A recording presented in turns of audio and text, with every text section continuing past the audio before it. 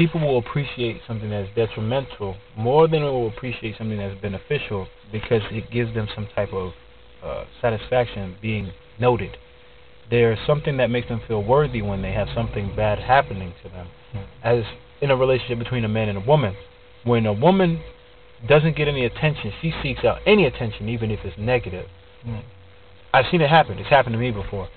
If you tell a woman, you know, she's beautiful all the time, she's like, oh, I'm getting it from him all the time, I'm going to go somewhere else to get it, or I know I got it. But if you don't tell her, she's going to come to you trying to find it.